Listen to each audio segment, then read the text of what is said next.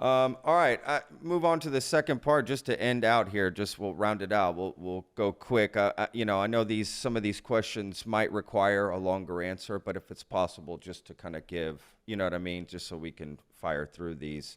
And then I have a question, Mary Elaine, and I have a couple of questions for you after. Sure. Oh, absolutely, of course. To make it interesting. Yeah, I like it. I like it.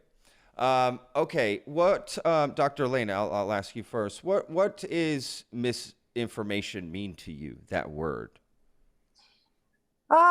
Misinformation to me means when someone takes bits and pieces of truth and converts them into false statements. Okay, I like that. Yeah, I haven't heard it put that way before, actually. And to add on to that, please. There's misinformation and there's disinformation. Disinformation is misinformation with intent, meaning anybody could make a mistake or say something that's wrong, but in good faith, as opposed to disinformation, which is what you have now. You have what my friend Imran Ahmed calls the disinformation dozen, a dozen non-governmental organizations that are responsible for 65% of the disinformation, and they're organized and funded to actually spread disinformation, or the Putin propaganda machine, which has also now become a source of disinformation, using it as a wedge issue to divide our country. Oh, horrible. Well, thank you for that distinction. No, that's very good. No, I appreciate that. Okay, well, Dr. Lane, I'll go back to you again. Why is there a booster shot? Why do we need a booster shot if the vaccine is supposed to protect us from COVID? Well, in fact, if you look just historically, how do vaccines work, and you look at all the pediatric vaccines that already exist, maybe, of course, except of the influenza vaccine, which, of course, you have to do it every year because of a different reason, all vaccines require multiple shots. And why is that, right? You show something to your system, it responds, but then you need to recall it and, come up and build that memory. And usually you do things at the beginning very quick after the other, but then you let some time go on and kind of recall it again. So if you look, to be honest, most likely the intent really was always that these vaccines would need to be either 3 or even 4 doses, because that's how vaccines, we know that work and that build, upon, your system to be able to maintain that duration and eventually memory, right? Because we never know when we're going to get hit by these pathogens. Of course, it's very difficult to explain it in the midst of having the pandemic, because of course you have the pathogen, but in theory, you want to do these strategies also to ensure that in the long term, you are indeed protected, right? That you don't have to avoid, losing that protection if you just get 1 dose of the vaccine. Wow. Dr. Hotez, a big argument made by people who haven't gotten the vaccine is it doesn't protect you because you still get it. So why can you still get COVID if you are vaccinated? Muted. Oh, you're muted, Dr. Hotez. So the vaccines were designed to halt symptomatic illness. And ultimately, it turned out for the Alpha and Delta variant, they were also stopping asymptomatic infection as well. With Omicron, they're still doing a good job stopping symptomatic illness, especially if you get the booster.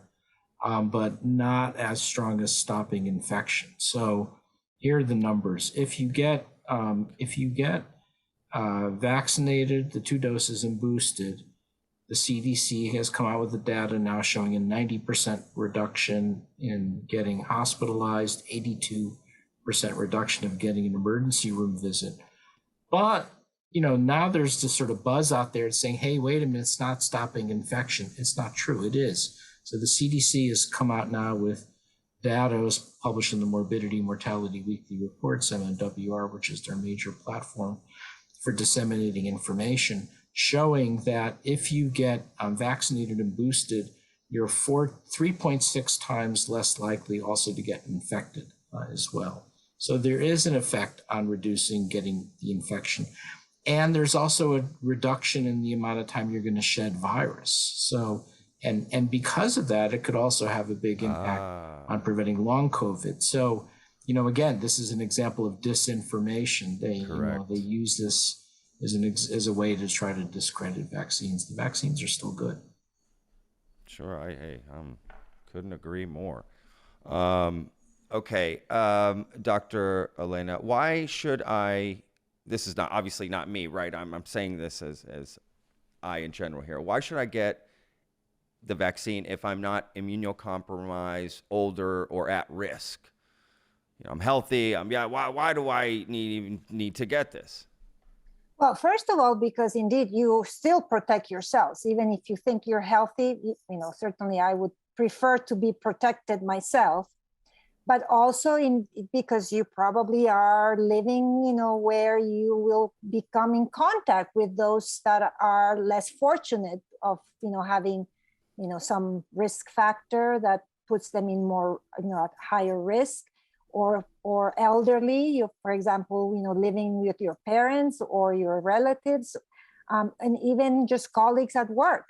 So I think that it is, again, vaccines in this case, are a tool that not only protects you individually, but it does have a direct impact on the community. And I think that's the reason why it's, a very important public health tool that we need to all use, especially when they work, right?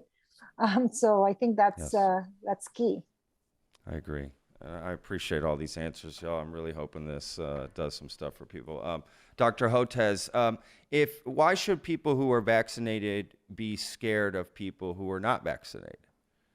That's something that non-vaccinated people will say, well, what are you worried about? You're vaccinated. Why should you be worried about me? Well, the reason is because even though the vaccines are doing a great job of keeping you out of the hospital and keeping you out of the emergency room, no vaccine is perfect, right? So there's, even though there's a 90% reduction, it's not a 100% reduction for hospitalization or an 82% reduction for emergency room visit. Even though you're 4 times less likely to get infected, you could still get infected and therefore potentially develop long COVID. I mean, what are the reasons I got vaccinated? Well, one, of course, I don't want to die. I don't want to go to the hospital, but I also don't want to get COVID. I don't want to get, gray matter brain degeneration and cognitive declines and have a brain scan that looks like somebody 20 years older than I am. And so I want you to get vaccinated and stop, and if enough people get vaccinated, we could slow transmission. And if you have little kids around who are too young to get vaccinated, they're getting infected and going into the hospital. So for all those reasons, people who don't get vaccinated are endangering the public. Oh, okay. Dr. Elena, one conspiracy that I've heard is that hospitals put COVID as the cause of death, when in reality they might have died of something else, essentially boosting these COVID death numbers. What are your thoughts on hearing that, or to somebody saying that, using that as data? They died of this, but, heart attack, but they had COVID, so they put COVID. How do we dispel that myth for people? Well, it's a very interesting, myth that you actually bring up, because of course, when you are infected by these types of viruses and knowing that this virus was a very complex virus that not only is a respiratory virus, but had the ability of really disrupting so many other organs and systems, right? Circulation system, your cardiac system. And it may be, deceiving that you think that, you basically eventually have symptoms that are not fully related to respiratory. So I think that you just have to recognize that, these viruses are very complex. And I think that the hospitals do their best in ensuring that you get the best, clinical care. And it doesn't really matter eventually, what the cause of death is, right? I mean, I think what it matters is that, it may have been exacerbated by the fact that you were exposed to the virus, by the fact that the individual may have had underlying other risks that then, it could have led to having another infection, right? Or could have led to exacerbate a cardiac, problem they already have. But ultimately, I have to say that if you were infected, the likelihood is that, there is a reason that it comes back to the fact that it was related to the infection by the virus. So I think that's what we're trying to learn even more and more about the long-term sequelae of having been, infected by this virus, because eventually you could really, change the way that your clinical or risk of different diseases are, because of this. Yeah, absolutely. It's a difficult question. I'm not sure how No, I know. comfortable I am with that, because I'm not a physician, FYI. Sure, sure. Maybe it's Not something holding that, you to any of this. yeah. Of course, these are your thoughts and opinions in some of this for sure. People, Dr. Hotez, people will say, masks. Do they work? They don't work. What? I don't even know what to say to people. To be honest with you, I've heard it go back and forth. Although I just have worn it the whole time. I don't listen to anything. Should we still be wearing masks if we're vaccinated? Like what do we do there? Yeah, well, you should definitely do it while there's a lot of virus transmission going on. The good news is now it's starting to go down, and if it continues along the same trajectory, and if we don't get the BA2 variant coming in, then I think potentially masks can come off in schools and elsewhere. I wouldn't do it just yet. There's still a pretty high level of transmission, but it's coming down quickly. So the big question is whether it comes all the way down to the bottom or whether it gets, like in England, it gets stuck 2/3 of the way down and then lingers for a while. So we'll know that soon. But once that happens, then I think we can, go back to not wearing masks, at least for a while, until the next variant comes in from a low and middle income country, because we failed to vaccinate the world. But at least for a while we can do that. In terms of masks, no question, they have a big impact on reducing transmission. But with Omicron, which is so transmissible, it needs to be the right kind of mask. And so what I'll do, and when I come into, so I'm sitting in my office here, close the door, but when I'm walking in the hallways at work, I have, this is a KN95 mask, and then I'll put over it just a surgical mask for an extra layer of protection. The cloth masks aren't cutting it, unfortunately. So my bandana that I wear is not doing anything. No. Well, maybe doing a little bit, but not much. I mean, but not what I could be doing. Right. Yeah. Right. Okay. Fair enough. Glad you said that. Sure, a lot of people still, we still, as crazy as you would think, as much information is supposedly at our disposal, I still don't know something as simple as that. And okay. The last question here, Dr. Elena. Make sure this is a good one here. I have a few, but I just want to make sure this is a good one. Okay. This is something I think is very important, in my opinion. I'm curious how actually both of y'all feel about this, but we'll start with you, Dr. Elena. I feel that a new virus arose during this pandemic in a way, and I call it the FU virus. And it's like basically people who are vaccinated are shaming the unvaccinated. And I have a lot of friends that are unvaccinated, and I feel like it's the wrong approach to call them idiots and you deserve to die and we're not, you don't deserve a hospital bed. And I hear this on the news as well from newscasters. I feel it's almost just as dangerous as disinformation or misinformation, because if the goal is to get people vaccinated, then, you catch a fly with honey, not vinegar, right? Like the idea would be to be more encouraging, educate them, answer their questions, listen to their concern.